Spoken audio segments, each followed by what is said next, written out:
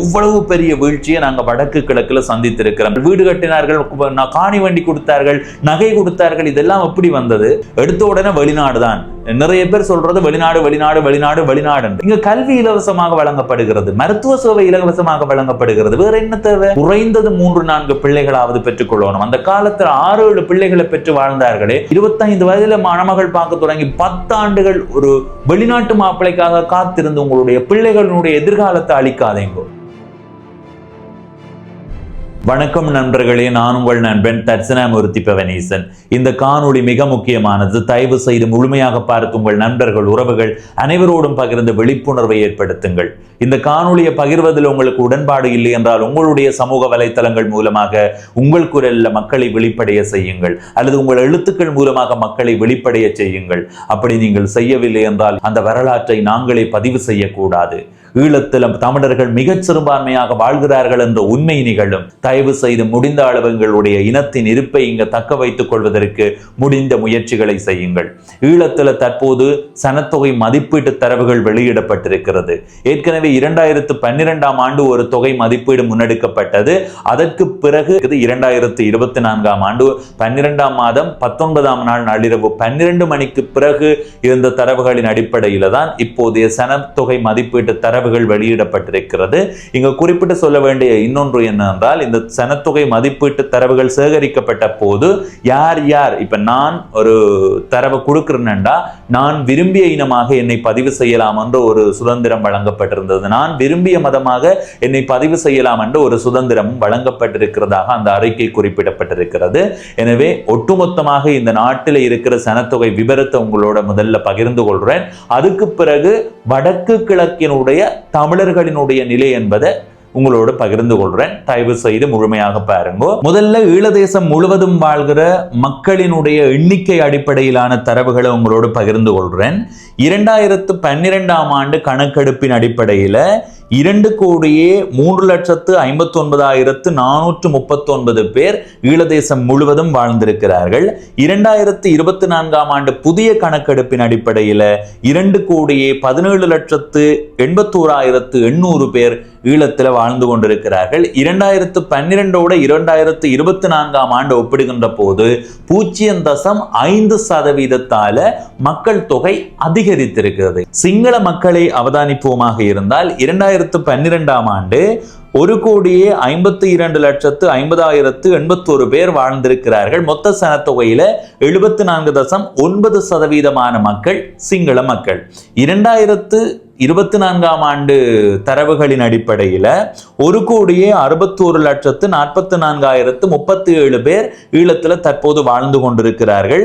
மொத்த சனத்தொகையில 74.1% மக்கள் சிங்கள மக்கள். 2012ஓட 2024ஆம் ஆண்டை ஒப்பிடுகின்ற போது 0.8% சிங்கள மக்களினுடைய தொகை குறைவடைந்திருக்குது, வீழ்ச்சி அடைந்திருக்குது. சதவீத அடிப்படையில் வீழ்ச்சி. இதுக்கு காரணம் மற்ற இனங்களினுடைய அதிகரிப்பு தான் இந்த சிங்கள இனத்தினுடைய சதவீத வீழ்ச்சிக்கு காரணம். எண்ணிக்கை அடிப்படையிலாக அவதானிக்கின்ற போது சிங்கள மக்கள் அதிகரித்திருக்கிறார்கள். ஆனால் சதவீத அடிப்படையில் மற்ற இனங்களோடு ஒப்பிட்டு பார்க்கின்ற போது 0.8% வீழ்ச்சி சிங்கள மக்கள் மத்தியில் ஏற்பட்டிருக்குது. இலங்கை தமிழர்களை பொறுத்த வரைக்கும் 2012ஆம் ஆண்டு கணக்கின்படி 22,69,266 பேர் வாழ்ந்திருக்கிறார்கள். மொத்த சனத்தொகையில 11.1% மக்கள் தமிழர்களாக இருந்திருக்கிறார்கள் 2012ஆம் ஆண்டு. 2024ஆம் ஆண்டு தரவுகளின் அடிப்படையில் 26,81,627 தமிழர்கள் பதிவாகி இருக்கிறார்கள். மொத்த சனத்தொகையில 12.3% மக்கள் ஈழத்தமிழர்களாக, இலங்கை தமிழர்களாக பதிவாகி இருக்கிறார்கள். 2012ஓட 2024ஆம் ஆண்டு ஒப்பிடுகின்ற போது 1.3% தமிழர்களினுடைய, ஈழத்தமிழர்களினுடைய தொகை அதிகரித்திருக்கிறது. இந்திய தமிழர்கள் அல்லது மலையக தமிழர்களை பொறுத்த வரைக்கும் 2012ஆம் ஆண்டு தரவுகளின் அடிப்படையில் 8,39,504 பேர் வாழ்ந்திருக்கிறார்கள். மொத்த சனத்தொகையில 4.1% இந்திய தமிழர்கள் அல்லது மலையக தமிழர்களாக இருந்திருக்கிறார்கள். 2024ஆம் ஆண்டு புதிய தரவுகளின் அடிப்படையில் 6,360,000 பேர் மட்டும்தான் இந்திய தமிழர்கள். மொத்த சனத்தொகையில 2.8% இந்திய தமிழர்களாக வாழ்கிறார்கள். 2012ஓட 2024ஆம் ஆண்டு ஒப்பிடுகின்ற போது 2.6% வீழ்ச்சி அடைந்திருக்குது. இந்திய தமிழர்களினுடைய தொகை குறைந்திருக்கிறது என்பது இங்கே குறிப்பிட்டு சொல்ல வேண்டிய ஒன்று. இலங்கை சோனகர் அல்லது முஸ்லிம்களை பொறுத்த வரைக்கும் 2012ஆம் ஆண்டு தரவுகளின் அடிப்படையில் 18,92,638 பேர் வாழ்ந்திருக்கிறார்கள். மொத்த சனத்தொகையில 2012ஆம் ஆண்டு 9.3% மக்கள் முஸ்லிம்களாக இருந்திருக்கிறார்கள். 2024ஆம் ஆண்டு புதிய தரவுகளின் அடிப்படையில் 22,83,246 பேர் முஸ்லிம்கள். மொத்த சனத்தொகையில 10.5% முஸ்லிம்களாக தற்போது வாழ்ந்து கொண்டிருக்கிறார்கள். 2012ஆம் ஆண்டோட 2024ஆம் ஆண்டை ஒப்பிடுகின்ற போது முஸ்லிம்களினுடைய வளர்ச்சி அதி வளர்ச்சியாக இருக்குது. இந்த தரவுல குறிப்பிடப்பட்டிருக்குது. மொத்த ஈழதேசம் முழுவதுமான சனத்தொகை அதிகரிப்பு விகிதம் என்பது 0.5.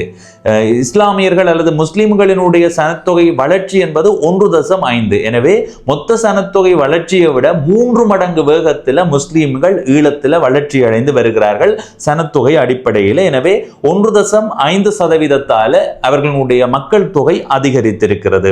ஏனைய இனத்தை பொறுத்த வரைக்கும் 1,07,950 பேர் 2012ஆம் ஆண்டு பதிவாகி இருக்கிறார்கள். 0.5%. அது 2024ஆம் ஆண்டு 72,530 பேர் ஏனைய இனத்தவர்களாக பதிவாகி இருக்கிறார்கள். மொத்தமான சனத்தொகையில 0.3% ஏனைய இனத்தவர்கள். 2012ஆம் ஆண்டோடு 2022ஆம் ஆண்டு ஒப்பிடுகின்ற போது 3.1% ஏனைய இனங்களினுடைய வீழ்ச்சி பதிவாகி இருக்குது. இது ஒட்டுமொத்தமாக பதிவாகி இருக்கிற தரவுகள், அதாவது ஈழதேசம் முழுவதும் இருக்கிற தரவுகள். இப்ப சதவீதத்தின் அடிப்படையில், வளர்ச்சி வீதத்தின் அடிப்படையில், வீழ்ச்சி வீதத்தின் அடிப்படையில், சதவீத அடிப்படையில் உங்களோட தகவல்களை பகிர்ந்து கொள்றேன். ஈழதேசம் முழுவதும் 0.5% மக்கள் தொகை அதிகரித்திருக்கிறது. சிங்கள மக்களினுடைய தொகையை பொறுத்த வரைக்கும் 0.8% வீழ்ச்சி அடைந்திருக்குது. ஈழத்தமிழர்கள் அல்லது இலங்கை தமிழர்களை பொறுத்த வரைக்கும் 1.3% அதிகரித்திருக்கிறது. இந்திய தமிழர்களை பொறுத்த வரைக்கும் 2.6% வீழ்ச்சி அடைந்திருக்கிறார்கள்.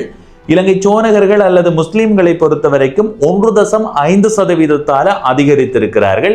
ஏனைய இனங்களை பொறுத்த வரைக்கும் 3.1% சனத்தொகையில வீழ்ச்சி ஏற்பட்டிருக்கிறது. என ஒட்டுமொத்தமான தரவுகளின் அடிப்படையில், கீழே குறிப்பிடப்பட்ட தரவுகளின் அடிப்படையில் ஈழத்துல அதிவேகமாக வளர்ச்சி அடைந்து வார, சனத்தொகை அதிகரித்து வார இனமாக முஸ்லிம் இனம் பதிவாகி இருக்குது. அவர்கள் பேசுகிற மொழி தமிழ் இனமாக இருந்தாலும் இங்க முஸ்லிம்கள் ஒரு தனி இனமாக அடையாளப்படுத்தப்பட்டு வருகிறார்கள். எனவே அவர்களுடைய வளர்ச்சி 1.5% இருக்குது.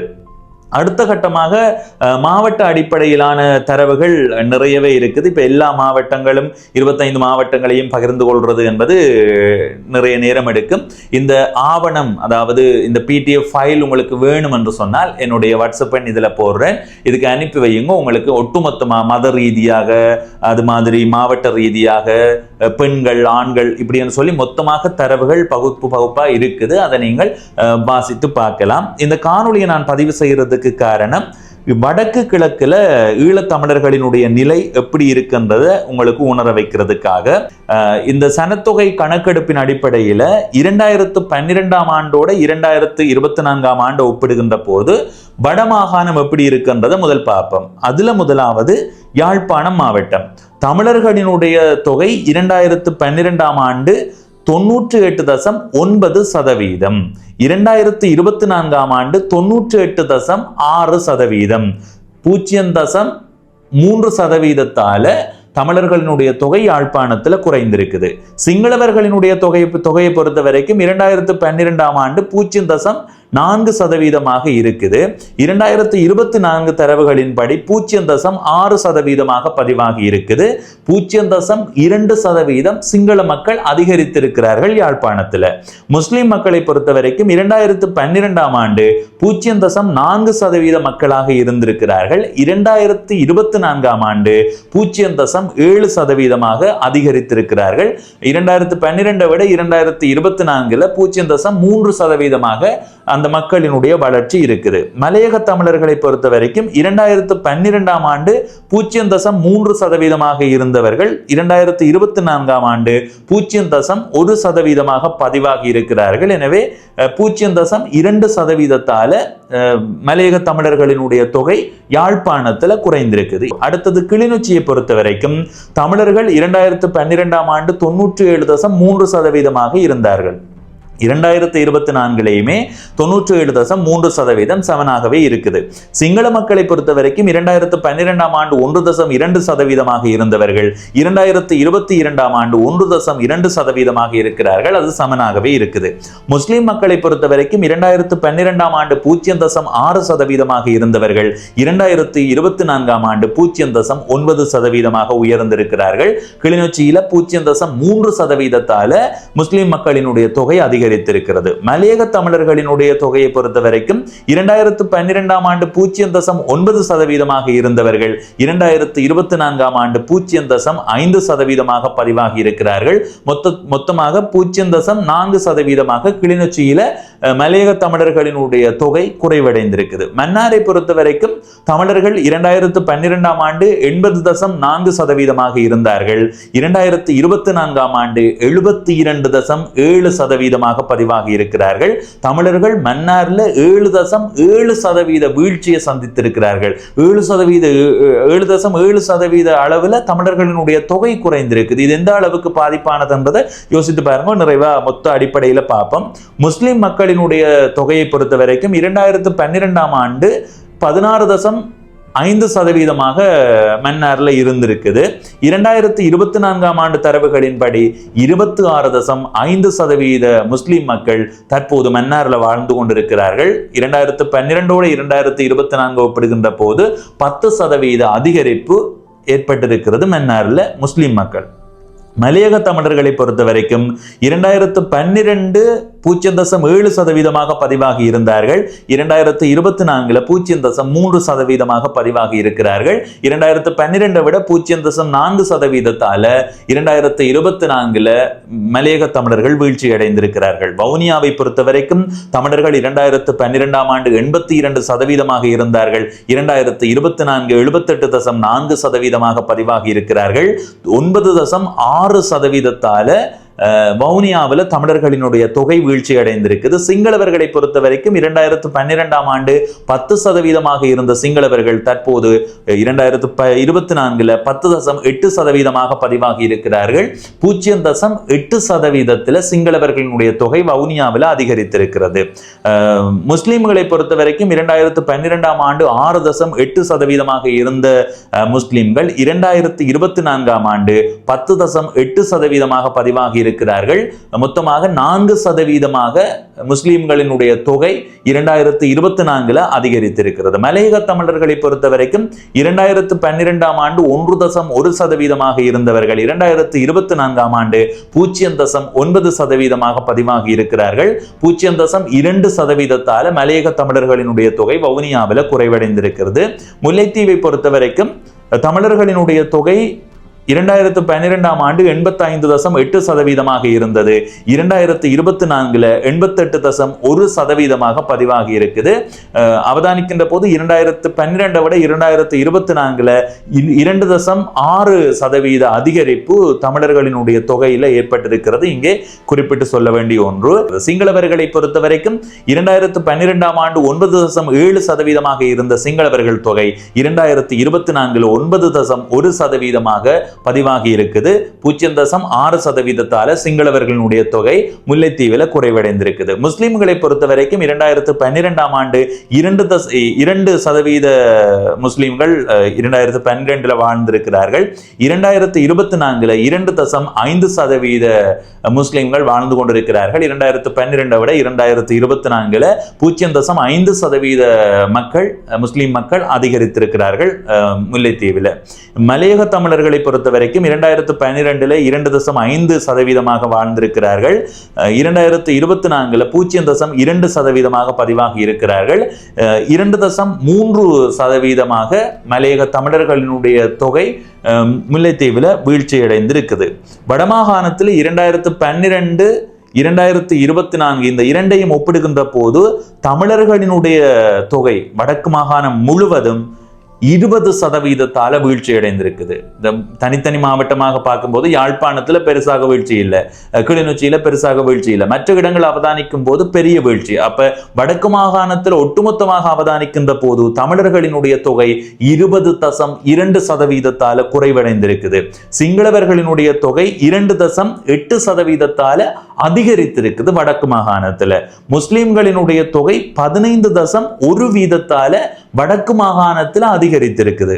மலையக தமிழர்களுடைய தொகை 3.5% குறைவடைந்திருக்குது. இது வடமாகாணம். கிழக்கு மாகாணத்தை அவதானிப்போமாக இருந்தால் மட்டக்களப்பு மாவட்டத்தை பொறுத்த வரைக்கும் தமிழர்கள் 2012ஆம் ஆண்டு 72.3% இருந்திருக்கிறார்கள். 2024ஆம் ஆண்டு 71.3% பதிவாகி இருக்கிறார்கள். 2012 விட 1% மக்கள் 2024 குறைவடைந்திருக்கிறார்கள். சிங்களவர்களை பொறுத்த வரைக்கும் 2012ஆம் ஆண்டு 1.3% வாழ்ந்திருக்கிறார்கள். 2024 1.2% மாணவர்கள் தான் வாழ்ந்து கொண்டிருக்கிறார்கள்.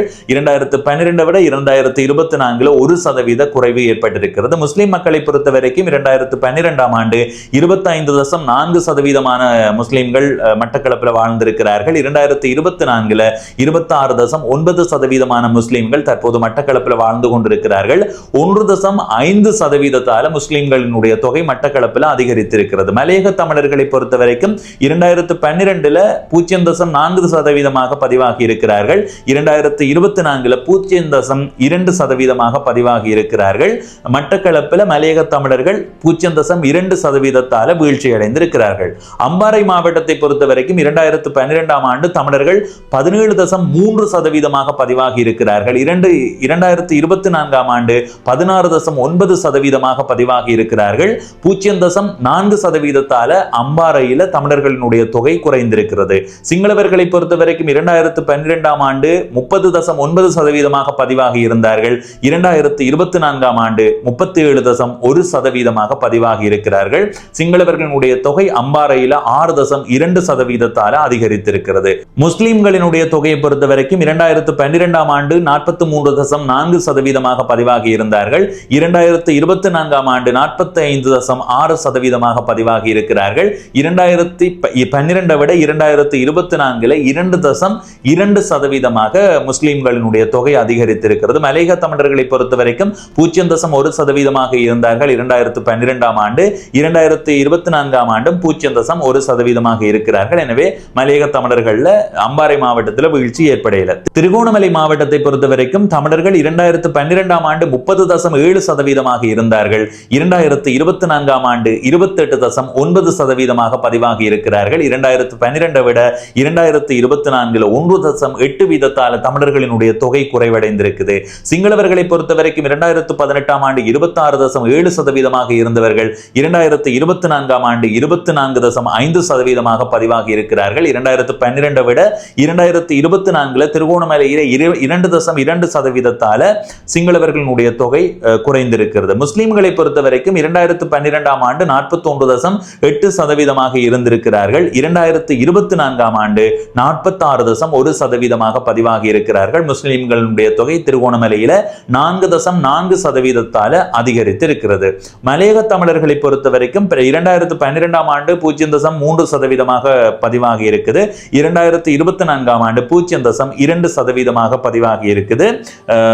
விகிதத்தின் அடிப்படையில் மலையக தமிழர்கள் 0.1% திருகோணமலையில குறைவடைந்திருக்கிறார்கள். கிழக்கு மாகாணத்தை பொறுத்த வரைக்கும் 2012 2024 ஒப்பிடுகின்ற போது தமிழர்கள் 3.5% குறைவடைந்திருக்கிறார்கள். சிங்களவர்கள் 4.3% கூடியிருக்கிறார்கள். முஸ்லிம்கள் 13.3% கூடியிருக்கிறார்கள். மலையக தமிழர்கள் 0.3% குறைந்திருக்கிறார்கள். வடக்கு கிழக்குல 2012 2024 கணக்கின் அடிப்படையில் ஒப்பிடுகின்ற போது தமிழர்கள் 23.4% வடக்கும் கிழக்கும் சேர்த்து தமிழர்களினுடைய தொகை 23.4% வீழ்ச்சி அடைந்திருக்குது. சிங்களவர்களினுடைய தொகை 7.1% அதிகரித்திருக்குது. முஸ்லிம்களினுடைய தொகை 28.3% அதிகரித்திருக்குது. மலையக தமிழர்களுடைய தொகை 3.8% குறைவடைந்திருக்குது. இவ்வளவு பெரிய வீழ்ச்சியை நாங்க வடக்கு கிழக்குல சந்தித்திருக்கிறோம். எங்களுடைய இனத்தினுடைய இருப்பை நாங்கள் வடக்கு கிழக்குல தக்க வைத்துக் கொள்வோம் அல்லது ஈழதேசம் முழுவதும் தமிழர்கள் வாழ்கிறார்கள் என்ற ஒரு நிலையை உருவாக்கணும் என்றால் விழிப்புணர்வை ஏற்படுத்தணும். எங்களை நாங்களே அடித்துக் கொண்டு எப்படி மற்ற இனத்தை குறை சொல்ல முடியும்? எங்களுடைய இனத்தை நாங்க பாதுகாத்துக் கொள்ளணும். ஆனா நுணுக்கமா சொல்றது என்று சொன்னா இதுக்குள்ள இருக்கிற சில அடிப்படை காரணங்களை சொல்லலாம். அதையும் தாண்டி இந்த சனத்தொகை வீழ்ச்சிக்குள்ள தமிழர்களினுடைய பிழையும் இருக்குன்னு சொன்னான் தானே, அது என்னன்றத என்னுடைய பார்வையின் அடிப்படையில் உங்களோடு பகிர்ந்து கொள்றேன். முதலாவது திருமண தாமதம். திருமண தாமதம் என்றது 23, 24, 25 வயதுல செய்யற திருமணம் 27 வயதுக்கு வந்தா பரவாயில்லை. 28, 30 வயதுக்குள்ள செய்ய வேண்டிய திருமணம் இன்றைக்கு 40, 45 வரைக்கும் வந்து நிற்குது. அதுக்கான காரணம் என்னன்றதை நுணுக்கமா ஆராய்ஞ்சு பார்த்தா இந்த வெளிநாட்டு மோகம், வெளிநாட்டுக்குத்தான் பெண் கொடுப்போம் என்ற அப்பா அம்மாவினுடைய அசட்டுத்தனமான ஒரு நடவடிக்கை அல்லது ஒரு முடிவுதான் இந்த அளவுக்கு எங்களுடைய இனத்தை இங்க வீழ்ச்சி அடைய வைத்திருக்குது. அதுக்காக அவர்களை வெளிநாட்டுக்கு அனுப்பக்கூடாதான்னு கேட்டா இல்ல, வாய்ப்பு வந்தா நீங்க அனுப்பலாம். ஆனா நீங்க என்ன செய்யறீங்க? ஒரு பிள்ளைய திருமணம் செய்து கொடுக்கணும் என்று ஒரு பிள்ளைக்கு நல்ல வரன் தேடுறீங்களான்னு பார்த்தா இல்ல, ஒரு பிள்ளையை வெளிநாட்டுக்கு அனுப்பி அதன் மூலமா என்னுடைய பிள்ளை வந்து அங்க போய் இருக்கணும் அல்லது அங்க போய் எனக்கு கொஞ்சம் காசு அனுப்பணும் என்ற மனநில சில பேருக்கு இருக்குது. அந்த மனநிலையை முதல்ல தூக்கி எறியணும். உங்களுடைய பிள்ளைக்கு நீங்க ஒரு திருமணம் பார்க்கறதுக்கு ஒரு தரகரட்ட ஒரு பெண்ணுடைய குறிப்பையோ ஒரு ஆணுடைய குறிப்பையோ கொடுக்குறீங்களா, நல்ல மணமகனா நல்ல குணமுடையவனா பாருங்கோ என்ற வார்த்தையை சொல்றீங்களா? இல்ல, எடுத்த உடனே வெளிநாடு தான். நிறைய பேர் சொல்றது வெளிநாடு வெளிநாடு வெளிநாடு வெளிநாடு என்று. இப்படி வெளிநாடு வெளிநாடு வெளிநாடு என்று சொல்லி அவர்கள் உடனடியாக திருமணம் செய்து போனா பரவாயில்லை. நான் வெளிநாட்டுக்கு போறதுக்கு எதிராக நான் கதைக்கல. இந்த வெளிநாடு என்ற ஒரு இலக்கை நீங்கள் அடிப்படையாக கொண்டு செயற்படுறதால உங்களுடைய பிள்ளைக்கு 26 வயதுல நடக்க வேண்டிய திருமணம் 35 வயதுல தான் நடக்குது. ஏற்கனவே நான் ஒரு தரகரோட கதைக்கும் போது அவர் சொல்லி இருந்தது, ஒரு அம்மாவும் அப்பாவும் தன்னுடைய பிள்ளையினுடைய குறிப்பை படத்தை தரும்போது சொல்லுகிறார்கள், முதலாவது கனடா அல்ல லண்டன்ல பாருங்க, 26 இருந்து 28 வயது வரைக்கும் அவர்களுடைய இலக்கு அதுவாகத்தான் இருக்குது. 28 வயது வந்த உடனே சரி பிரான்ஸோ ஜெர்மனோ சுவிஸோ பாருங்கன்னு சொல்றார்கள்.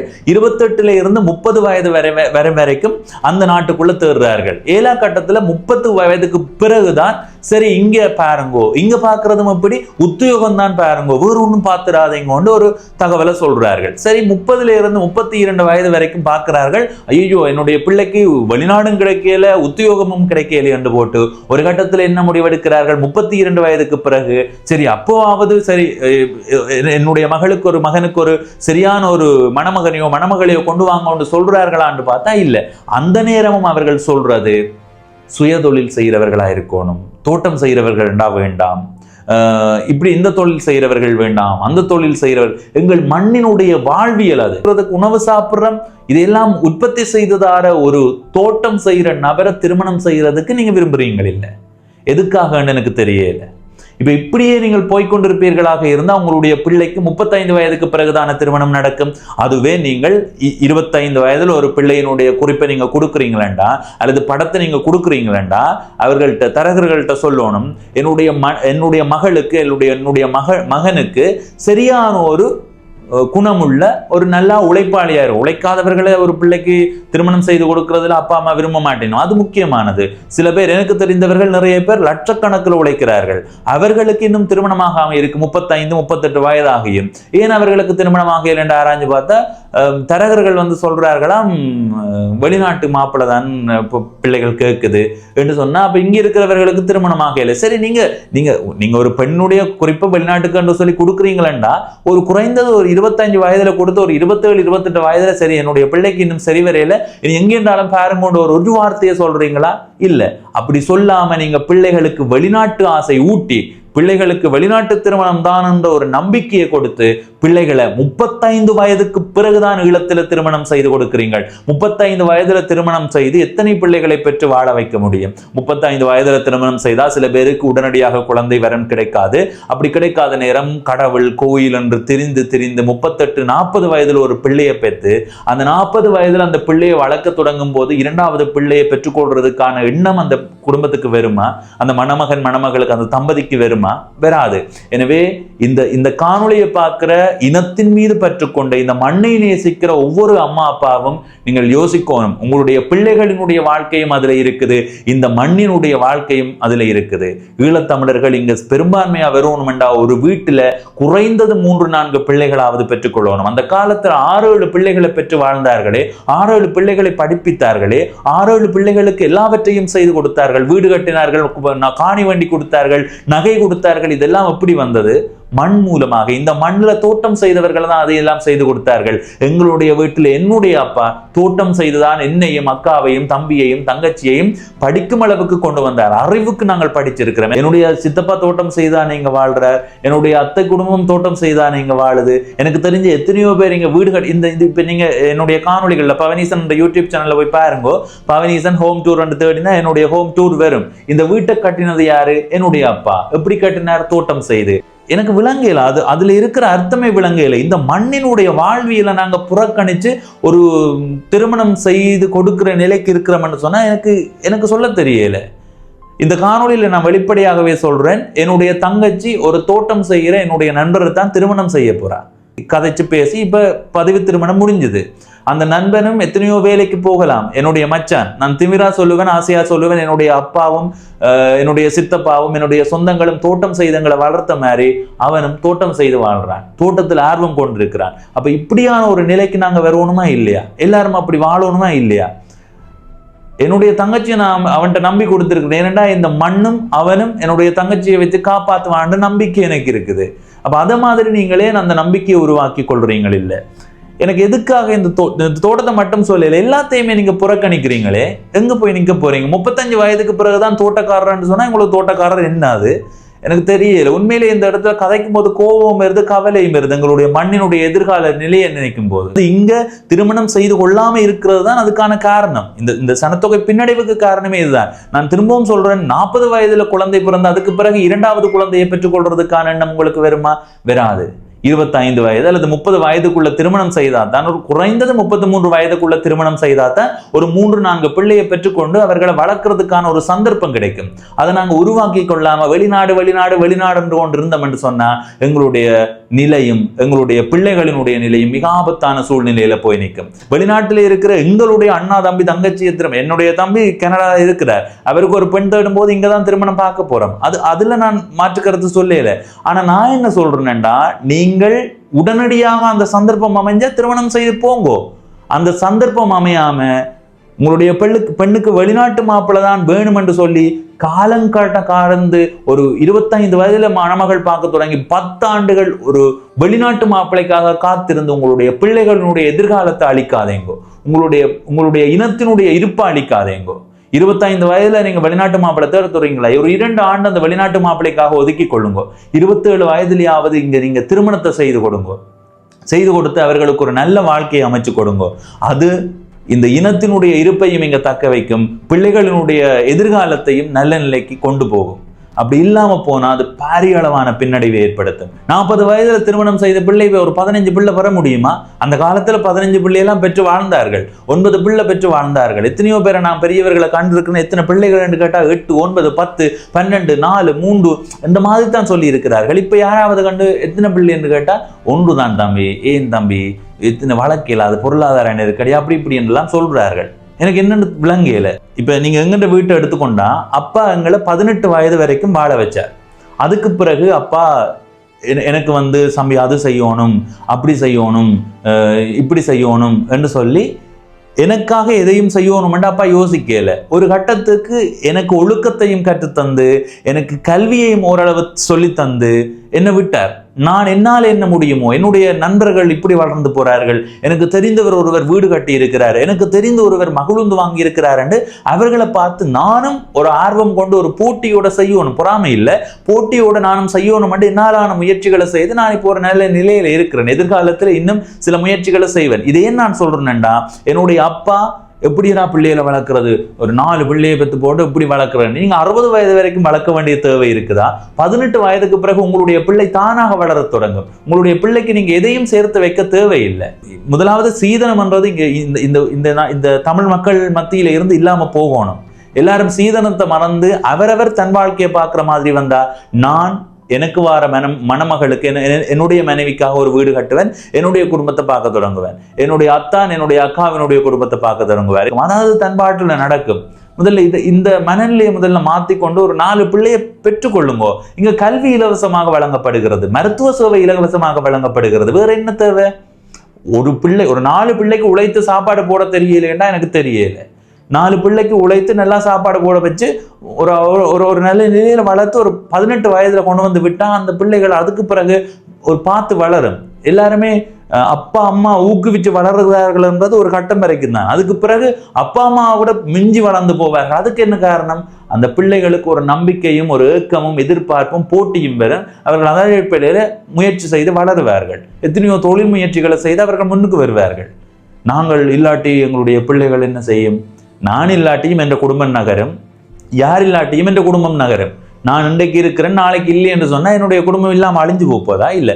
எனக்கு ஒரு குழந்தை பிறக்குது, எனக்கு 4 குழந்தை என்று வச்சுக்கொள்வோம். நான் ஒரு 40 வயதுல நான் இல்லையண்டா அந்த 4 குழந்தையும் இந்த உலகத்துல வீதி ஓரத்துல அப்படியே நடந்துரிய போதா? என்னுடைய சொந்தங்கள் அவர்கள் அந்த குழந்தைகளை ஏதோ ஒரு வகையில கவனிக்க மாட்டார்களா? சரி, அப்படி இல்லாவிட்டால் சிறுவர் இல்லங்கள்ல கொண்டு போய் என்னுடைய குழந்தையை விட்டு அந்த பிள்ளை வளர்ந்து அந்த சிறுவர் இல்லத்துல இருந்து ஒரு நல்ல ஒழுக்கத்தையும் படிப்பையும் கற்றுத்தெறிந்து ஒரு நிலைக்கு நல்ல தொழிலதிபராகவோ வைத்தியராகவோ வராதா? வெறும் நாங்கள் முதல்ல பயத்தை விட்டொழிக்கணும். எல்லாத்தையும் விட்டொழித்து எதிர்காலத்தில் எங்களுடைய இனத்தை பெருக்கிக் கொள்றதுக்கான முயற்சி எடுக்கணும். இந்த காணொலியை பார்த்த நீங்கள் இது பற்றி உங்களுடைய கருத்தை பகிர்ந்து கொள்ளுங்கள். இதுவரை பவனீசன் குரல் என்ற இந்த யூடியூப் சேனலை சப்ஸ்கிரைப் செய்யாதவர்கள் சப்ஸ்கிரைப் செய்து பக்கத்தில் இருக்கிற மணிபத்தன் பெல் ஐக்கானை அழுத்தி இணைந்திருங்கள். அப்பதான் நான் போடுற ஒவ்வொரு காணொலியும் உங்களை சேரும். நன்றி, வணக்கம்.